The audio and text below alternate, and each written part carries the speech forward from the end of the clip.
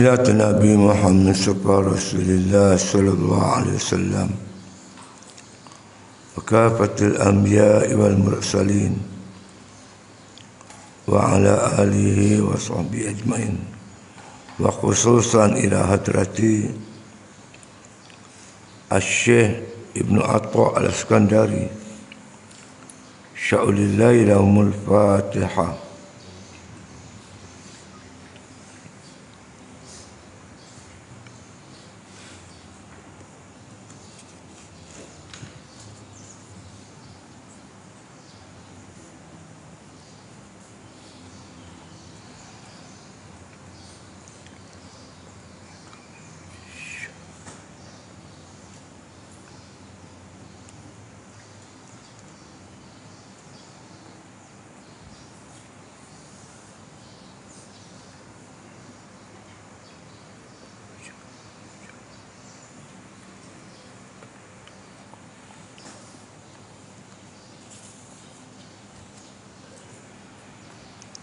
Bismillahirrahmanirrahim.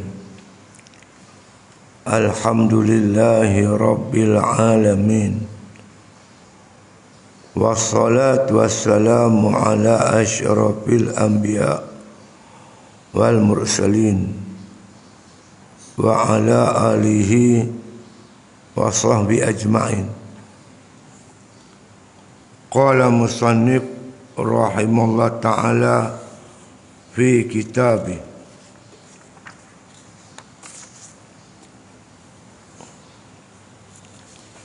Kat mana kita ni?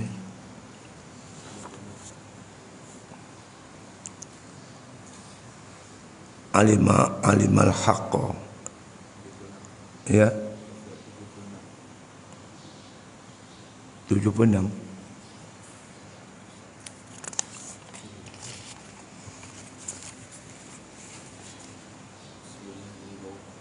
Berapa?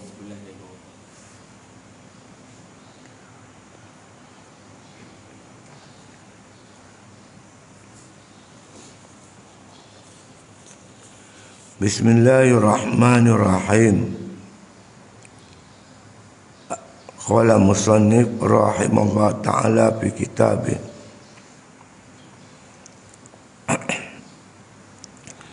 Dan tersebut dalam hadisnya. Ya. 77.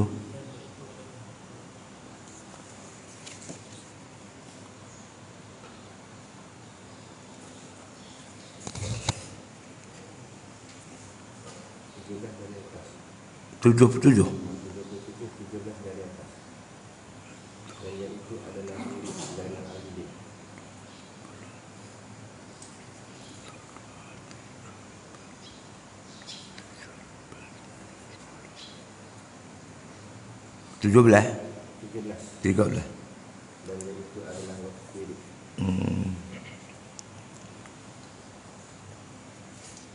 Iya.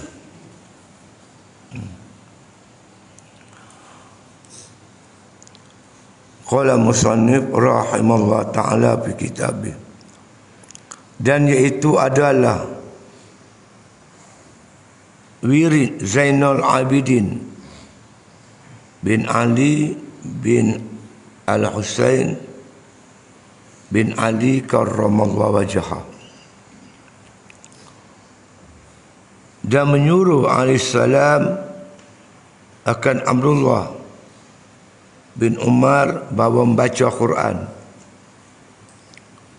dalam 7 hari sekali khatam. Dan adalah datang seorang laki-laki pada Syekh Abi Muhammad Abdul Salam bin Mashis radhiyallahu an. Maka katanya, ya Sayyidi, wiridkan olehmu atasku dengan beberapa wirid. Maka marah Syekh. Katanya Rasulullah sallallahu alaihi wasallam, Rasulullah aku, maka aku mewajibkan segala yang wajib, kerana bahawasanya segala fardu itu telah maklum dan segala maksiat itu telah masyhur, maka jadikan olehmu kalau fardu itu peliharakan, dan bagi segala maksiat itu tinggalkan, dan peliharakan olehmu hatimu daripada berkehendak dunia, dan engkau sabar daripada demikian itu sekaliannya pada yang telah dibagikan Allah bagimu. Ini berkaitan dengan amalan-amalan. Jadi kita baca matan itu makna kata diperluaskan oleh Allah Subhanahu wa taala. Allah Ta'ala makna kata tahu betapa makna kata lemahnya kita ni, maka dikurangkan bilangan semayang daripada 50 ke 5 waktu sehari semalam. Dan Allah tahu juga kita ni berkehendak kepada pahala yang banyak, maka Allah gandakan ibadat kita berganda-ganda. Seperti semayang digandakan satu waktu kepada 50 waktu, satu waktu kepada 10 waktu, jadi 5 waktu kepada 50 waktu. Jadi makna kata di sana kita dapat melihat dengan hati kita betapa pemurahnya Allah, penyayangnya Allah. Itu satu sudut. Yang kedua, Allah Ta'ala bila mewajibkan kita melakukan sesuatu, memang Allah telah mengetahui akan kemampuan kita, maka Allah tak beratkan ke atas kita. Jadi sebenarnya yang terasa berat ialah kerana nafsu kita itu sendiri. Jadi kita dalam mengerjakan ibadat ini sentiasa hadirkan hati kita bahawasanya Allah Ta'ala tu bersifat lemah lembut. Dia taklifkan kita mengikut kemampuan kita. Dan Allah Ta'ala juga bersifat pemurah, penyayang, yang memberi anugerah, berbagai anugerah, maka diganda-gandakan amal ibadat kita itu. Bila kita buat ibadat keadaan rasa macam tu, dia tak rasa tertekan, tak terasa tertekan. Kita bukan dipaksa, jadi lebih kepada anugerah daripada Allah Subhanahu wa taala. Jadi kita menerima ibadat itu, melakukan ibadat dengan gembira sekali.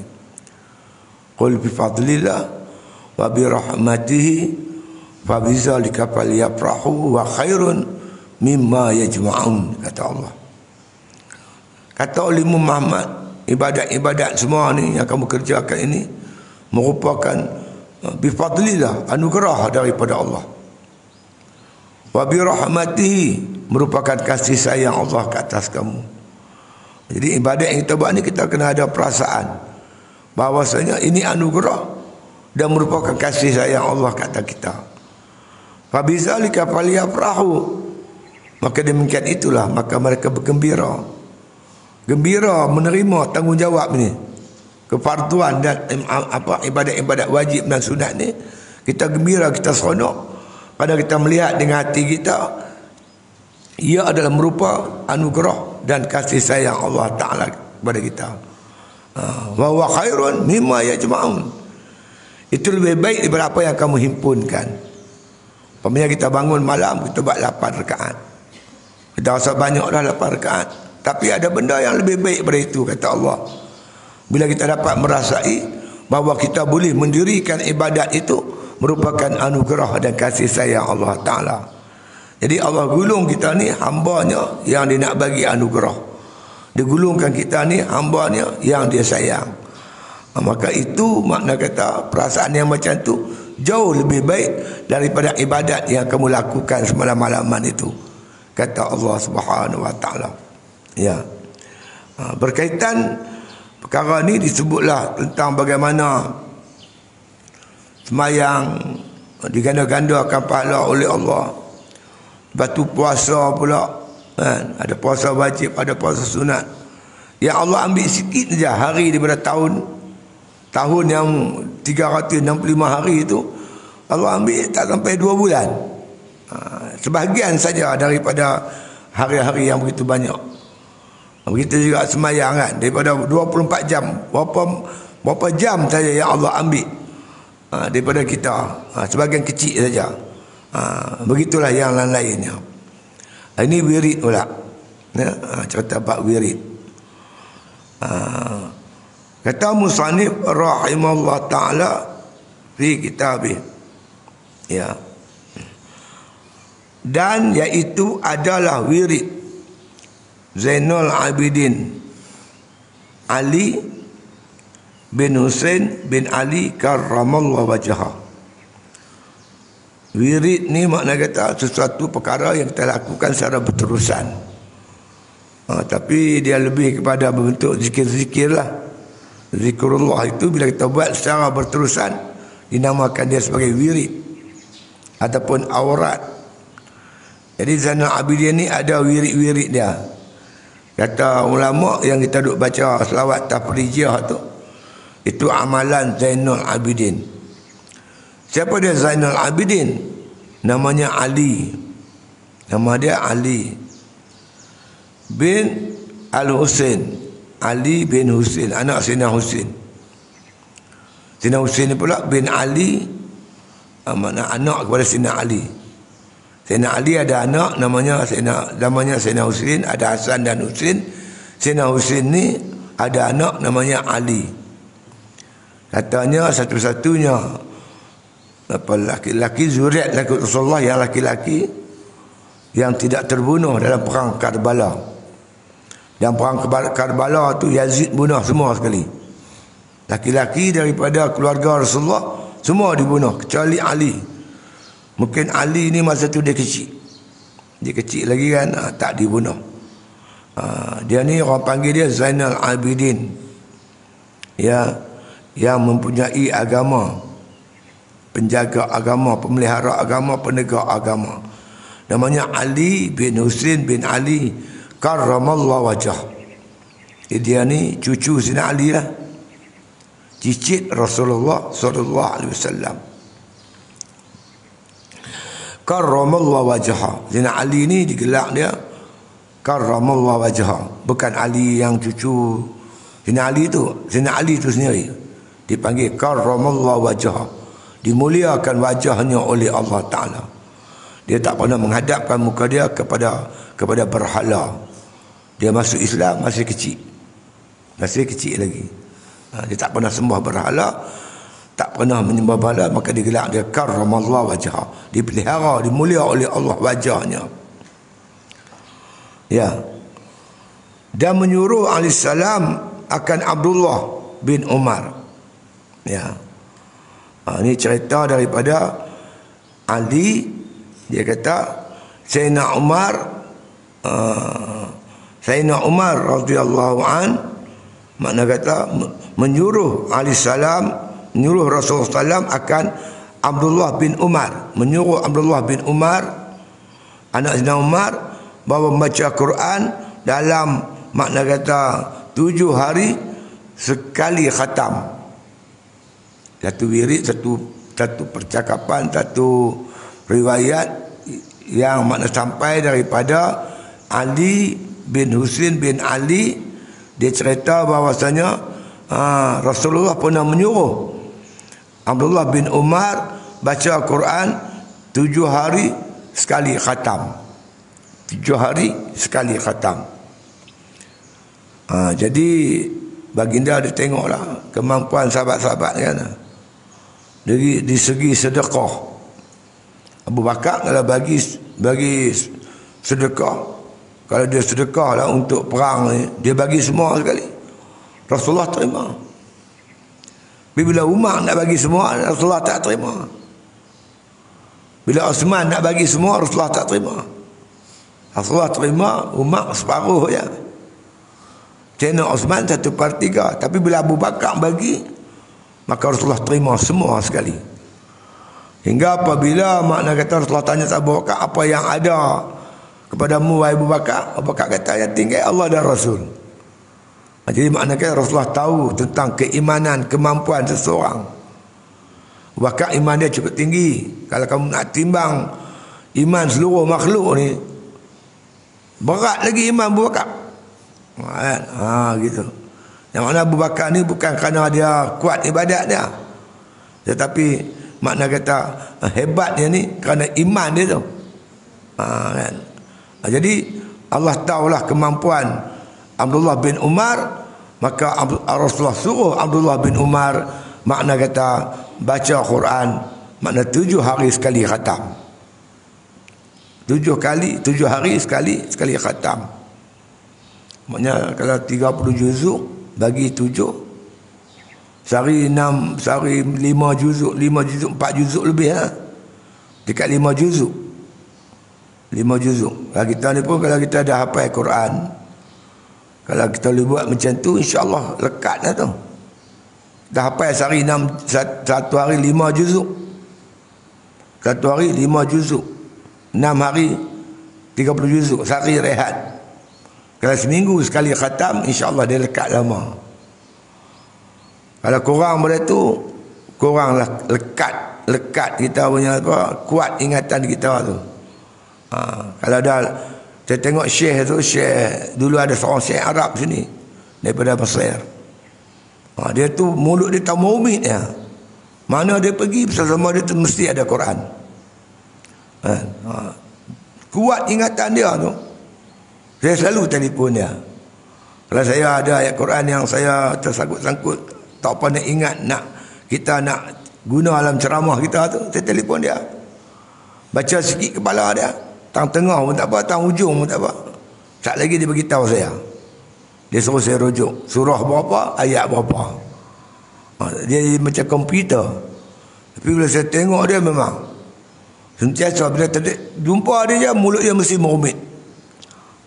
Tengok jumpa dia mesti mulut dia merumit. Dia makna dia dengan Quran tu. Jadi kalau kita nak kuat ingatan tu, kita cuba buatlah.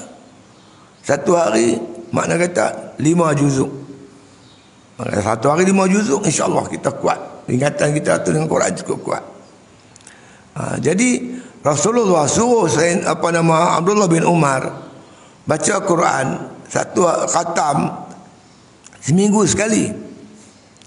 Di samping itu ada juga sahabat-sahabat yang lebih hebat dari segi ingatan membaca Quran tu. Ada yang sehari semalam khatam 30 juzuk. Imam Syafi'i, tabi'in Imam Syafi'i, masya-Allah. Dia boleh makna khatam Quran ketika ukhuf di Arafah. Ukhuf tu gelincir matahari sampai gelincir matahari sampai masuk waktu asar. Tapi dia makna kata lebih kurang 1 hari dia boleh makna kata khatam Quran. Dan ada orang boleh khatam Quran dalam sembahyang sunat tarawih. Ada yang boleh khatam macam tu. Ada sehari semalam khatam, ada seminggu sekali, 3 hari sekali. Jadi makna kata tak diwajibkan macam tu. Tapi ada orang boleh buatlah. Yang boleh buat makna kata seminggu sekali khatam pun buatlah, ikut kemampuan kepada kita. Jadi setiap amalan tu ada yang wajib, ada yang sunat dan sebagainya. Yang wajib kita mesti buat. Yang sunat ikut kemampuan kita. Itulah makna kata hebatnya agama Islam ini. Dan ada datang seorang laki-laki kepada Syekh Abi Muhammad Abdul Salam bin Mashis radhiyallahu an. Katanya, ya Sayyidi, wiridkan olehmu atasku dengan beberapa wirid. Anda bagi tahu aku Syekh beberapa wirid untuk aku amalkan. Apa amalan-amalan yang aku nak buat supaya aku jadikan ianya wirid. Amalan aku hari-hari. Ya, minta nasihat daripada Syekh. Maka marah Syekh. Katanya, Rasulullah, maka aku mewajibkan segala yang diwajibkan. Kerana bahawasanya segala fardu itu telah maklum dan segala maksiat itu telah masyhur.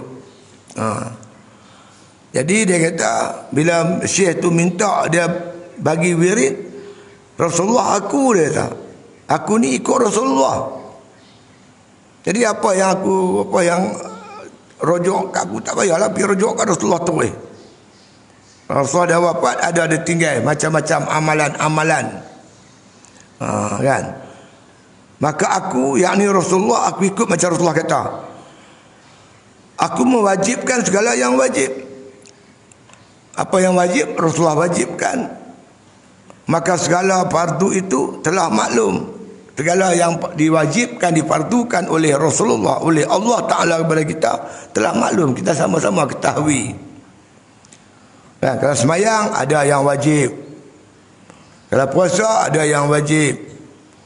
Baca Quran, ada yang wajib dibaca. Kalau mana sedekah, ada yang sedekah wajib, zakat. Kalau haji, ada yang wajib. Jadi benda wajib ni telah, makna kata diketahui, telah maklum. Semua-semua kita ketahui. Dan segala maksiat telah masyhur. Benda yang dikatakan maksiat, asi, derhaka kat Tuhan, benda yang dilarang oleh Allah, yang diharamkan oleh Allah, telah masyhur, sama-sama kita dah tahu. Yang Tuhan suruh pun kita tahu, yang Tuhan larang pun kita tahu. Maka jadikan olehmu fardu itu, fardu, jadikan dan jadikan olehmu segala fardu itu, peliharakan.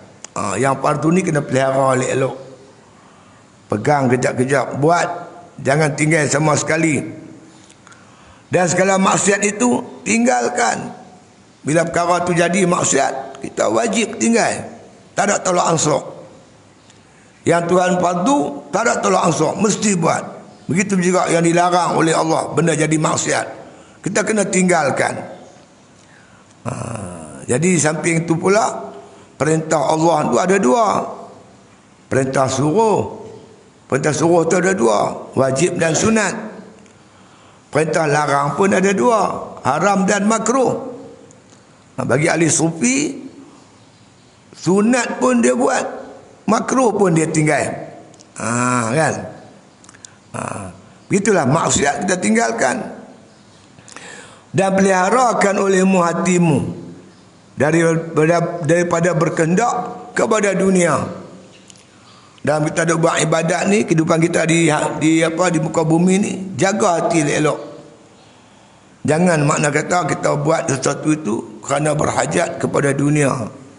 Buat kerana Allah Subhanahu wa ta'ala, semata-mata kerana Allah. Jadikan ia sebagai ibadat. Satu perkara takkan jadi ibadat melainkan kita ikut perintah Allah. Kemudian niatnya kerana Allah Ta'ala, baru jadi ibadat. Jaga hati, jangan cenderung ke arah dunia. Bila cenderung ke arah dunia, rosak kita. Seperti mana Nabi kata, hubud dunia,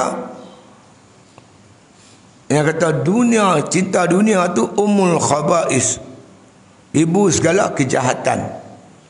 Hubud dunia umul khaba'is, cinta dunia itu punca segala kejahatan. Jadi apa juga makna kata kita buat, kita kena kerana Allah Ta'ala. Dan engkau sabar daripada demikian itu sekaliannya. Dalam kita makna menunaikan segala perintah Allah, kena sabar banyak-banyak. Sama ada perintah melaksanakan suruhan Allah atau perintah meninggalkan larangan Allah, kena sabar. Terutama di akhir zaman ni, zaman yang penuh dengan kegelapan. Orang baik dianggap jahat, orang jahat dianggap baik, orang yang jelas dah rasuah, dipuja, diangkat, diagung. Orang yang clear, tak ada apa langsung, kes rasuah, dihina, dimaki, dihamun. Yang ni yang berlaku dunia ni. Orang yang makna kata kaki rasuah, jelas dah rasuah dia. Tengok zahirnya pun kita tahu dah kaya raya luar biasa. Luar biasa kaya raya dia. Milik harta bendanya cukup luar biasa. Mana dia ambil? Jelas. Bahkan dibuktikan lagi di mahkamah tentang rasuahnya itu. Bangun pembela-pembela yang membela. Tapi orang yang membela Islam, cakap dengan ikhlas, dengan jujur, hidup zuhud, sederhana, dimaki, dihamun. Jadi kita sukar, makna kata kita tengok Facebook, kita sukar nak memilih mana hak, mana batil. Inilah yang Nabi kata, kamu akan berdepan dengan dipanggil fitanun, zaman fitnah, kaqita'il lailil muzlim, yang diibaratkan oleh Nabi sebagai malam yang gelap. Kita duduk dalam gelap, kita payah nak beza satu benda dengan satu benda. Payah nak beza hitam dengan hijau, kuning dengan kuning dengan merah. Payah nak kita nak jelas, sebab duduk dalam gelap. Begitulah akhir zaman ni. Ilmu lah memandu kita. Jangan kata ilmu dipandu oleh hawa nafsu. Ilmu dipandu kerana cinta dunia. Kita itu berterabak, kelang kabut kita jadinya. Jika kita pegang betul-betul apa Tuhan suruh kita buat, apa Tuhan larang, kita tinggal. Sebab dia jelas, Quran pun masih ada, hadis masih ada. Kita ikut betul-betul Quran dan hadis. Quran dan hadis pula dihurai oleh ulama secara jelas. Pegang ulama. Datuk Imam Ghazali pesan di akhir zaman ni, dia kata kita pegang 3, dia kata. Pertama, pegang Quran. Yang kedua, pegang kuat-kuat hadis. Orang tanya dia, kalau Quran tak ada, hadis tak ada, kamu ikut ulama. Kan? Kalau tak ada dalam Quran, tak ada hadis, tengok ulama-ulama yang soleh, apa yang dia buat, apa yang dia tinggal. Yang dia buat kita ikut, yang dia tinggal pun kita tinggal. Kerana zaman ni zaman penuh dengan fitnah. Tambihun, sikit tambihun ni mana? Jaga-jaga. Hubaya. Sikit lagi atas. Ya.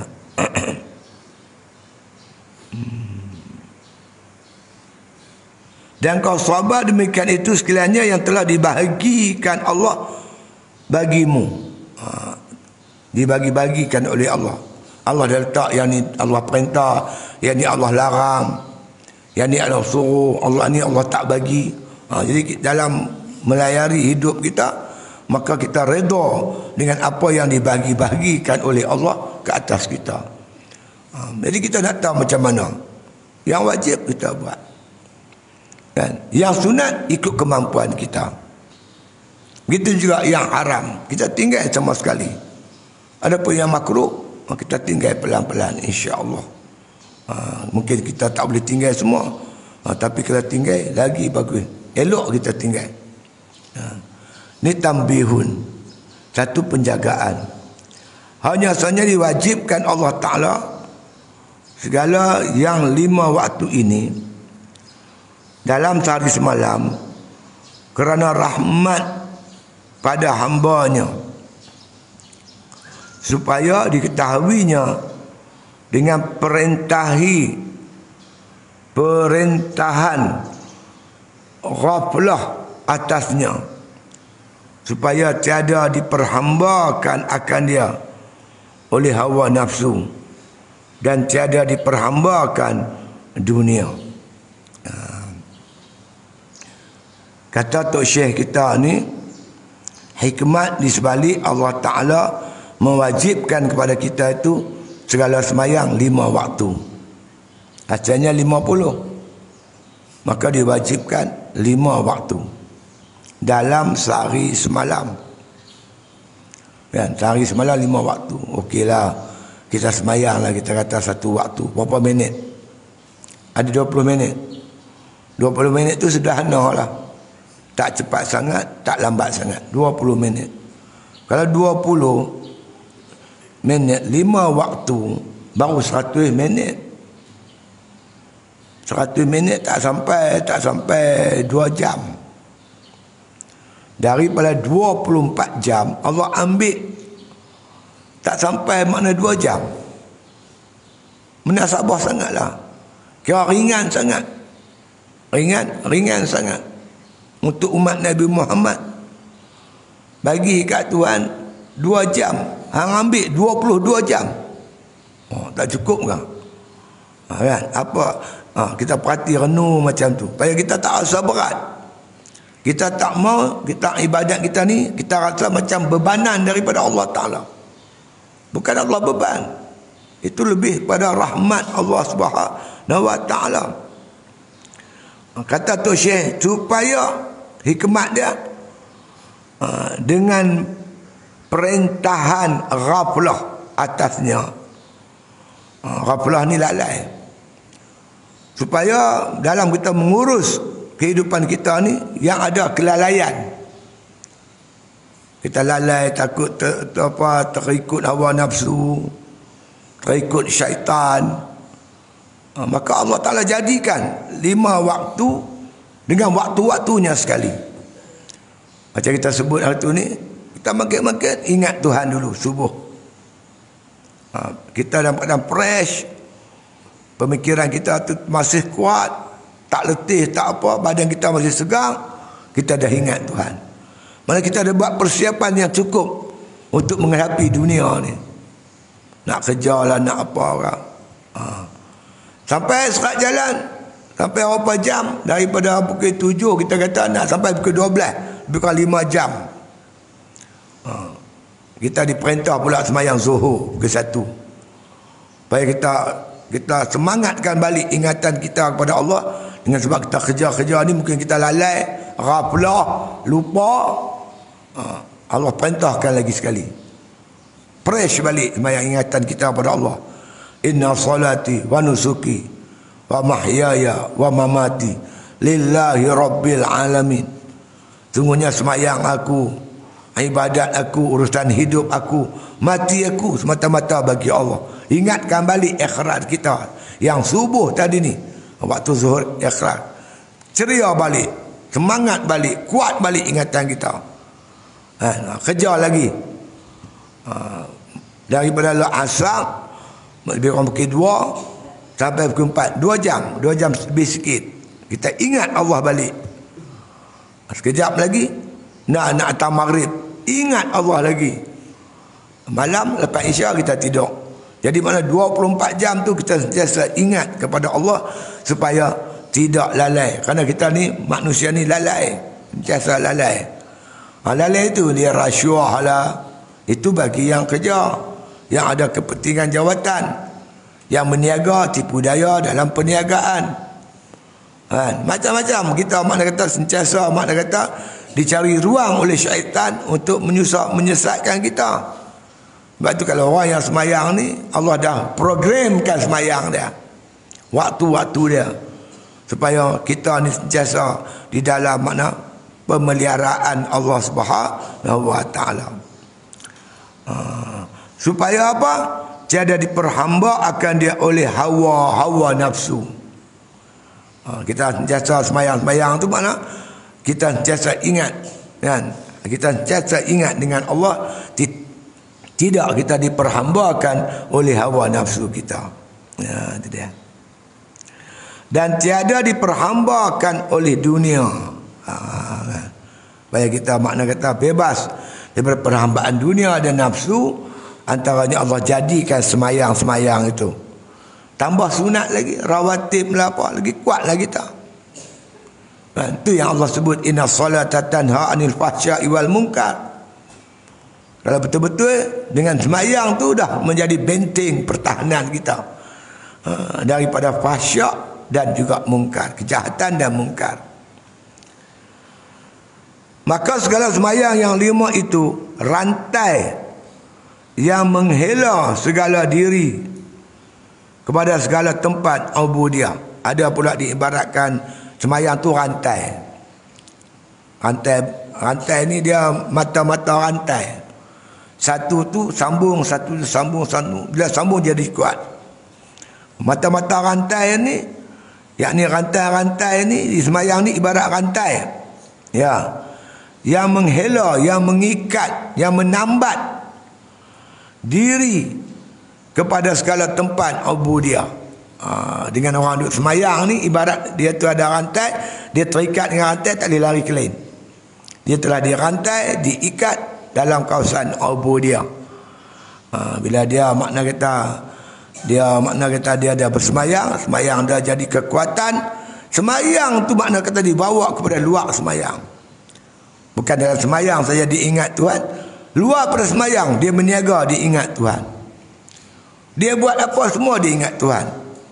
Kerana antara satu semayang ke satu semayang itu, dalamnya ubudiyah. Ingat tak lupa kepada Allah Ta'ala. Jadi jadilah hidup dia sentiasa segar, berhubung rapat dengan Allah Ta'ala. Wa iza sa'alaka ibadi anni fa inni qarib. Bila hamba-Ku ya Muhammad bertanya kepadamu tentang diriku, bagi tahu aku ni hampir dengan mereka. Ujibu da'watad da'i iza da'an. Aku perkenankan doa mereka ketika mereka berdoa. Jadi maknanya bukan semayang, luar semayang pun dia berdoa. Bila mendapat kesusahan, cabaran hidup, dia tak lupa Tuhan. Dia kembali kepada Allah Subhanahu wa Ta'ala. Inilah orang yang mengerjakan semayang. Inilah yang Allah sebut, aqimis salata li zikri. Semayang untuk ingat kat aku. Lagi banyak semayang kita, dengan kita jaga adab-adab, lagi kuat ingatan kita. Jadi dia ada dua jenis manusia. Satu jenis manusia membawa semayang keluar. Semayang tu dibawa keluar kehidupan daripada semayang. Dia bawa semayang dalam makan minum dia. Dia bawa semayang dalam kehidupan harian dia. Hatta dia bawa semayang, makna kata dalam makna kata kerja buat dia. Dia memerintah, dia tak lupa semayang. Dia ingat kepada semayang. Apa semayang? Semayang ingatkan Tuhan. Dia merintah ingat Tuhan. Dia buat kerja ingat Tuhan. Maka dia sentiasa makna kita kata dalam kawalan Tuhan. Ada sejenis manusia, dia bawa luar semayang ke dalam semayang. Dia meniaga tu bawa dalam semayang. Nanti dia duk ingat merapu macam-macam tu. Lupa berapa rakaat aku dah ni, 3 ke 4. Dia lalai. Sebagian besarnya dia bawa urusan dunia dia ke dalam semayang. Kita bukan nak bawa urusan dunia kita ke dalam semayang. Kita nak bawa semayang itu ke dalam urusan dunia kita.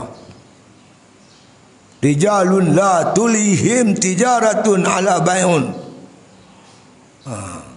Ala zikrillah. Rijalun la tulihim tijaratun wala bay'un an zikrillah.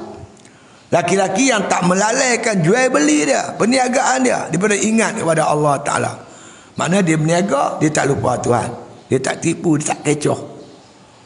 Dia mentadbir negara, dia tak lupa Tuhan. Dalam rumah tangga, dia tak lupa Tuhan. Apa dia buat? Dia sentiasa bersama-sama Allah.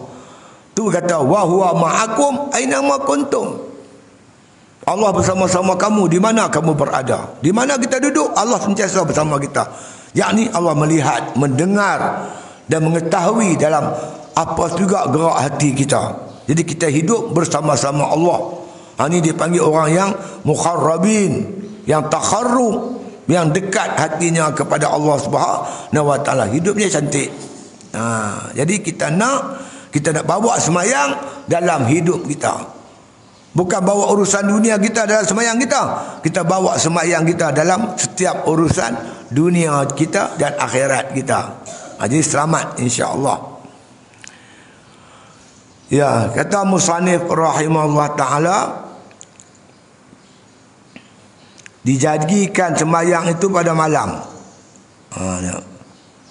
Maka semayang 5 waktu itu rantai yang menghela kepada diri, kepada segala tempat ubudiyah. Habis.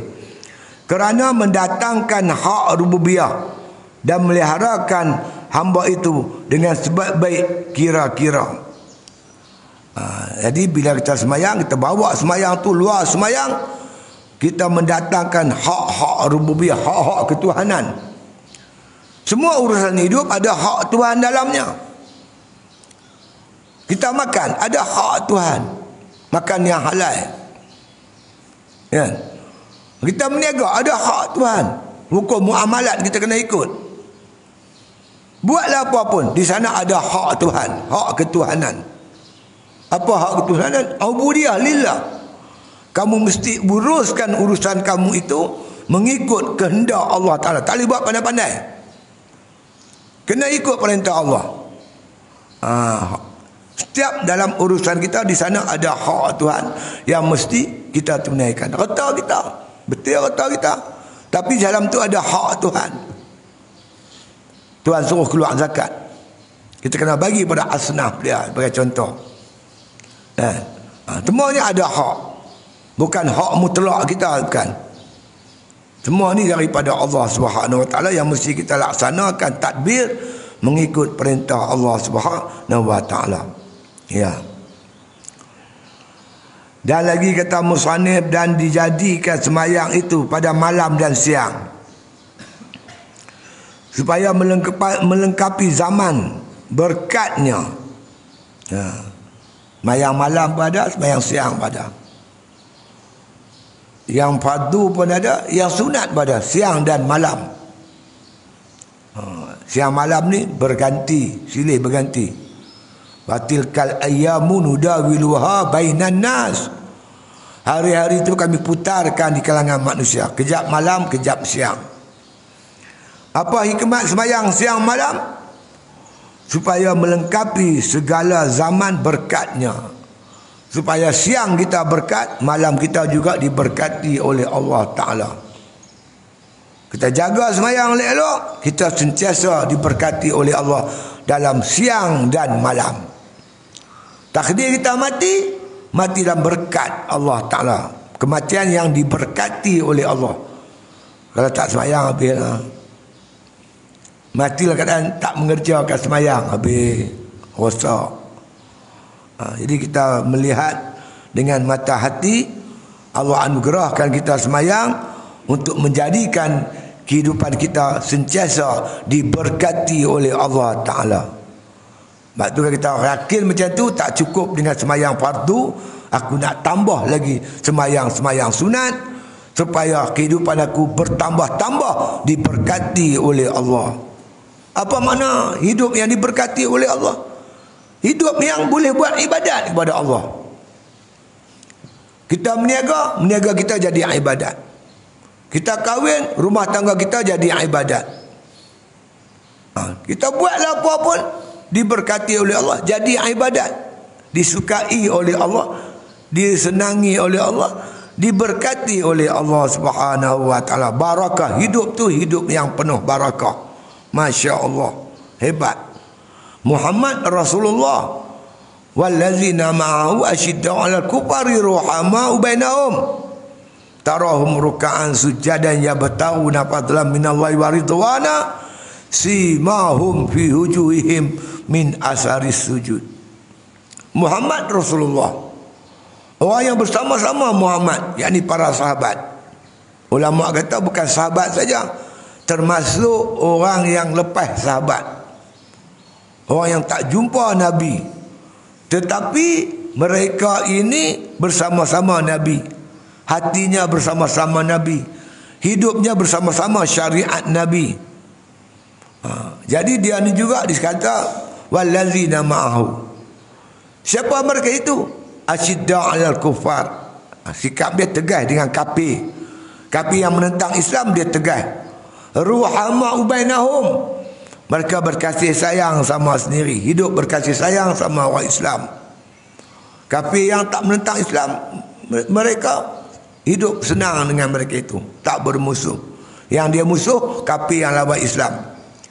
Apa lagi yang ada pada mereka? Tarahum ruk'an sujadan yabtaguna fadlan minallahi wa ridwana. Mereka sentiasa rukuk, sentiasa sujud. Ruk'an sujadan yabtaguna fadlan minallahi wa ridwana. Mereka menuntut mencari keridhaan Allah dalam rukuk dan sujud. Mereka sentiasa rukuk dan sujud. Apakah mereka sentiasa semayang? Semayang sebahagian hidup mereka, tapi urusan dunia mereka pun ruk'an sujadan. Perniagaan mereka ruk'an sujadan, rukuk dan sujud dalam berniaga, tunduk dan patuh perintah Allah. Dalam perniagaan, dalam rumah tangga, kehidupan masyarakat, Khulafa ar-Rasyidin jadikan kuasa pemerintahan dia itu sebagai ruk'an sujadan. Itulah yang orang yang makna kata buat benda ni, mereka itulah diiktiraf mereka bersama-sama Rasulullah sallallahu alaihi wasallam. Walaupun Rasulullah dah tak ada, kita masih makna kita mengikut ajaran Nabi SAW dengan penuh keikhlasan. Si mahum fi hujuhihim min asari sujud. Kamu lihat muka mereka ada tanda-tanda sujud. Nur, cahaya muka mereka itu cahaya ibadat, cahaya sujud kepada Allah Subhanahu wa taala. Jadi makna kata hikmat tu Allah jadikan kepada kita. Makna kata semayang 5 waktu tu supaya kehidupan kita berkat siang dan malam. Ibadat ada waktu siang, seperti makna kata zuhur dan asar. Ada malam, maghrib, isya dan subuh. Jadi supaya sepanjang malam kita diberkati oleh Allah, sepanjang siang hidup kita diberkati oleh Allah. Siang dan malam kita dalam keberkatan Allah Subhanahu wa taala. Itu yang hikmat di sebalik Allah jadikan semayang ada waktu siang dan ada waktu malam. Ya. Itu dia. Qala musannif rahimahullah taala, dan disuruh semayang itu dengan bersuci. Disuruh kita semayang tu sebelum semayang bersuci. Nak masuk semayang mesti bersuci. As-salatu miftahu al-wudu'u miftahu as-salah. Wuduk tu anak kunci semayang. Maknanya kalau tak ada anak kunci tak terbuka, semayang tak terbuka melainkan dengan wuduk. Ulama tafsirkan wuduk itu bersuci. Nak masuk semayang dengan bersuci. Jadi bersuci ini perintah Allah Ta'ala sebelum semayang. Dengan air dan juga turab, dengan tanah. Itu dia. Hikmat dia, maka sebenarnya kejadian manusia itu tiada ia melainkan daripada turab dan juga air. Jadi sebelum kita makna kita kata nak masuk semayang, kita kena bersuci, berwudu, iaitu melalui wudu dan mandi. Kalau ada masalah dengan tayamum dengan turab, dengan debu, dengan tanah. Jadi tanah dan air ini merupakan alat bersuci. Apa hikmah dia? Kata Tok Guru ni, kerana dia kata kejadian manusia itu tiada ia melainkan daripada turab dan air. Kejadian kita sendiri daripada air dan juga tanah, maka Allah Ta'ala perintah kita bersuci melalui air ataupun tanah. Jadi sepatutnya air dan tanah ni sebati dengan kita lah, naluri kita, kejadian kita, fitrah kita. Jadi yang Allah suruh tu sesuai dengan fitrah, kejadian dia. Hang daripada tanah, bersuci dengan tanah. Hang daripada air, suci dengan air. Jadi alat menyuci itu memang kejadian kita. Kita ada. Yang kita makan tu, makanlah apa pun, tanah, air. Makan apa? Makan beras. Beras daripada apa? Apa zat-zat yang diambil daripada ni? Tanah, air, tanah, air, tanah, air. Dan kita jadi pada tanah dan air, kita pun makan sumber tanah dan air. Dua tu ya. Jadi maknanya Allah jadikan kita tu tanah dan air, bersuci pun tanah dan air. Dan tanah itu bercampur air, dia kata dengan turab. Tanah campur air, dia kata tanah campur air dengan turab. Makna kata itulah asal kejadian-kejadian kita, adunan-adunan tanah-tanah dan juga adunan air di tempah lembaga Adam tu. Jadi itulah kejadian kita. Kita pun kembali kepada tanah balik. Balik kepada tanah. Kita akan jadi tanah. Yang tinggal apa? Yang tinggal ibadat kita lah. Apa yang kita buat di dunia itulah yang tinggalnya.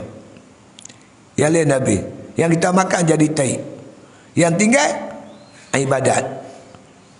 Ibadat macam mana nak buat? Makan halal. Kulu minat tayyibat wa'malu salihah. Makan yang baik-baik, yang halal, buat amal soleh. Nak makan, nak buat amal soleh, kena makan yang halal. Jadi hasil makan kita tu sama ada kita buat taat atau kita buat maksiat. Tu ya. Makan haram, tenaga kita kuat untuk buat maksiat. Makan halal, tenaga kita kuat untuk buat taat. Yang tinggal taat dan maksiat, itu yang tinggal.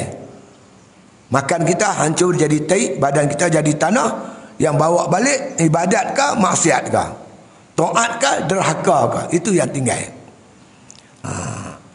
Maka dijadikan bersuci bagi sembahyang itu dengan barang yang daripadanya dijadikan.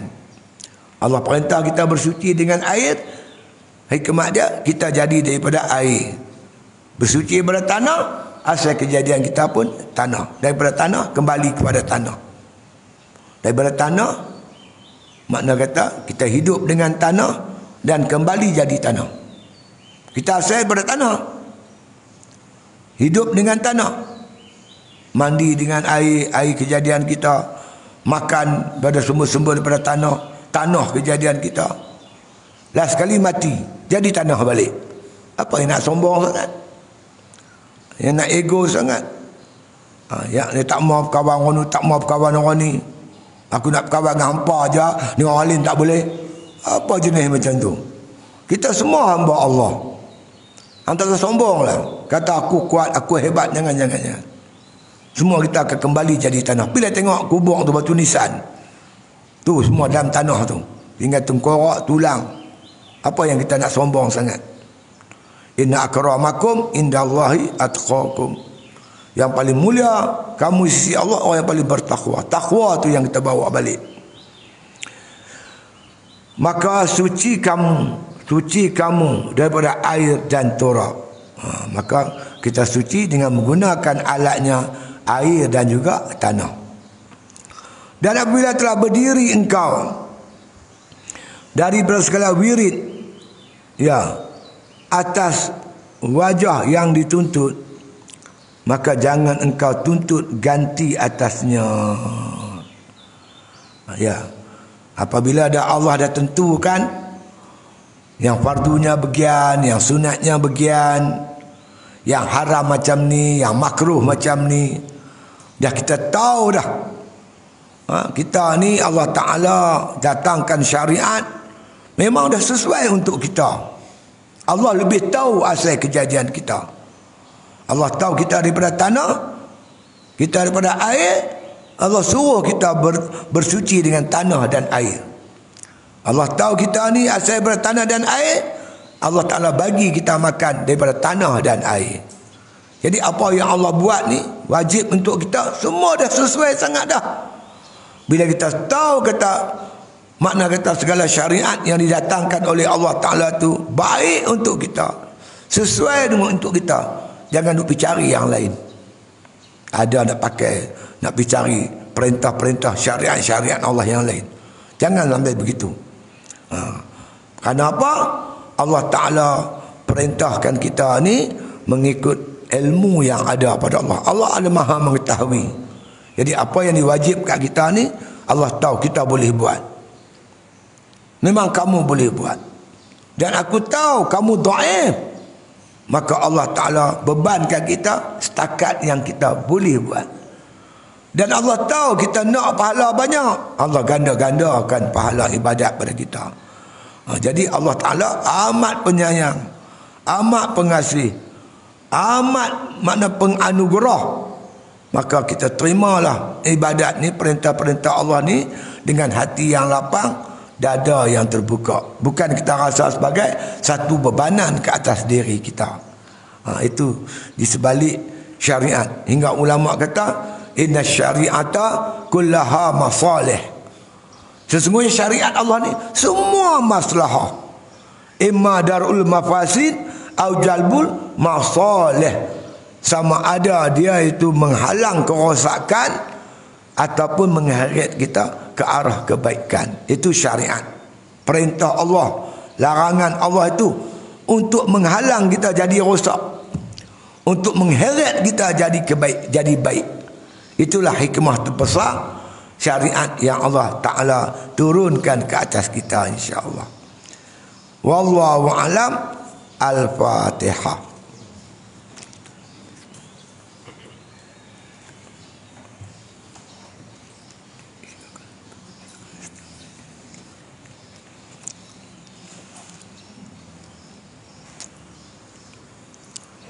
Ni tu belum tutup majlis ni.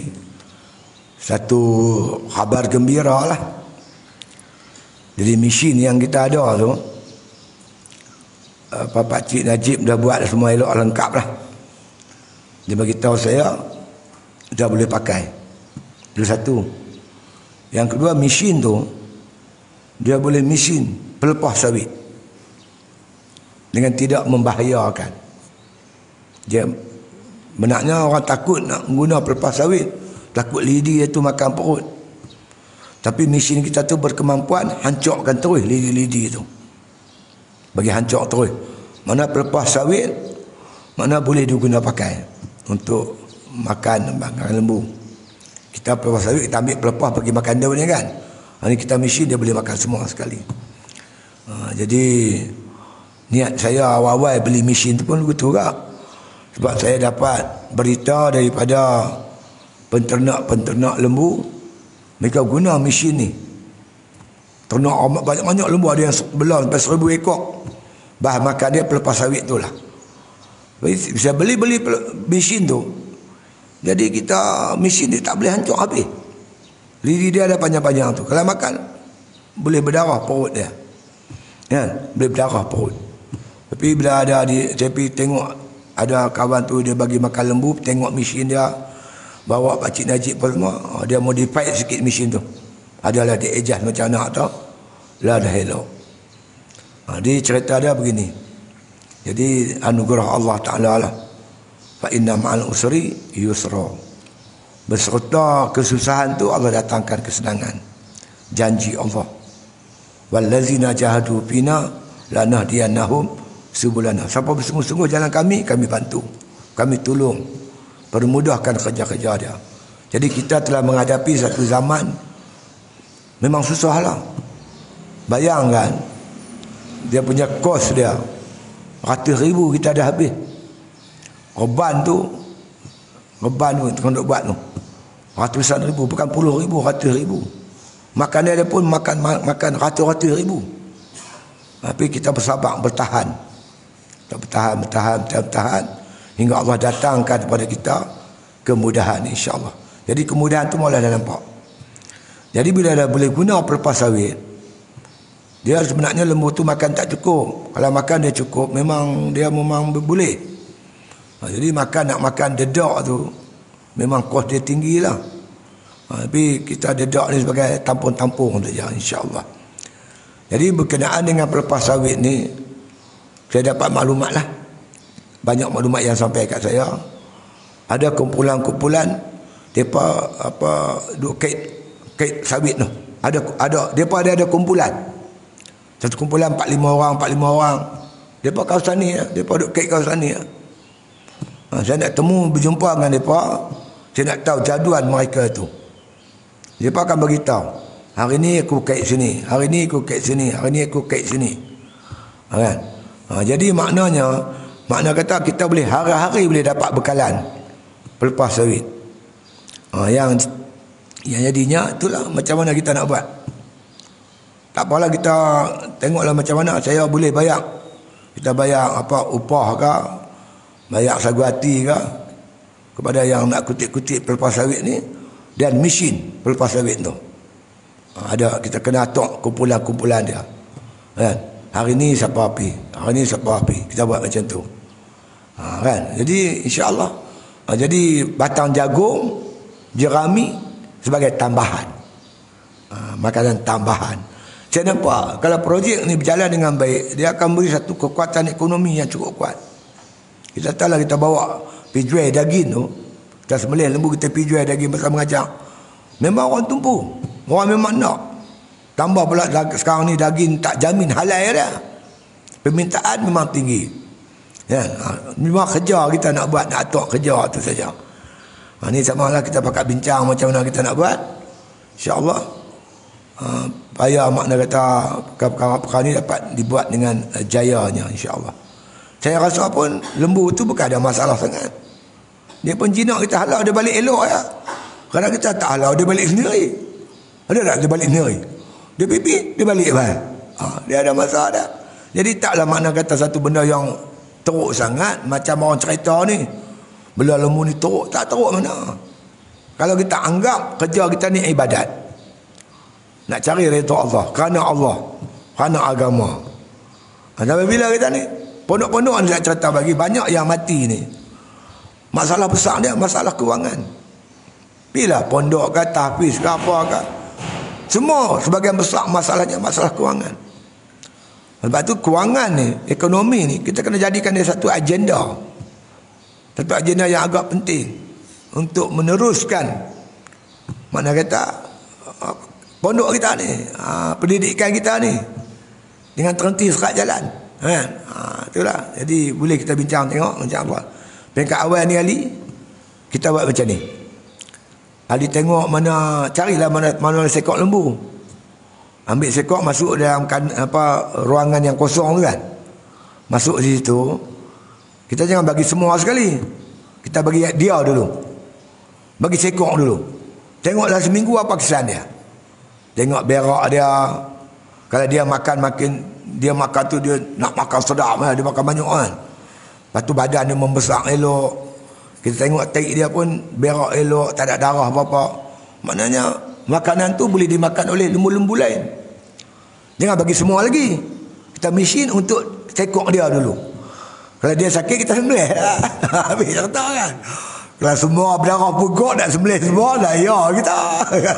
Kita cuba satu dulu, sekok atau 2 ekor dulu. Kita cuba tengok. Tengok dah seminggu tu elok. Lepas tu kita boleh terus. Kita boleh buat terus, insya-Allah. Kalau makna kata perlu, kita tengoklah macam mana. Kerana dia memerlukan pengangkutan. Mungkin perlukan lori lagi apakah tu, kita boleh kaji tengoklah. Kan? Supaya makna kata perkara ni boleh berjalan dengan elok. Semua main peranan lah. Main peranan kita untuk tujuan ibadat kita ni. Jangan anggap kerja ni beban. Kalau kita anggap kerja ni beban, memang letih. Mana ada orang kerja dunia anggap bukan beban. Semua anggap beban. Pasal matlamat dia upah, matlamat dia duit.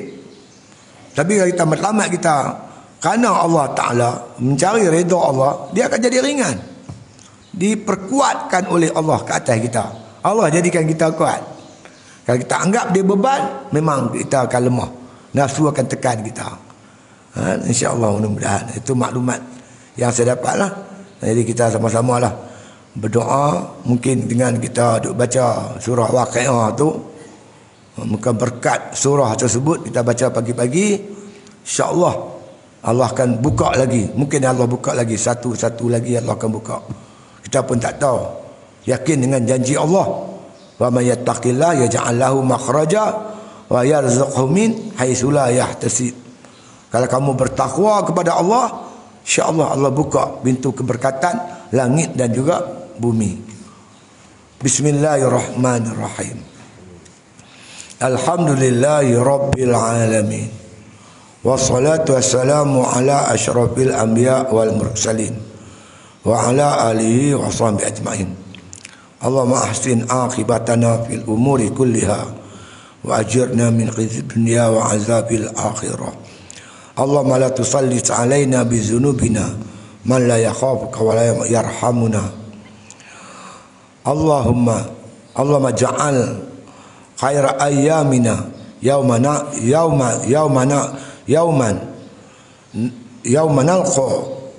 nalqa wa anta radin anna.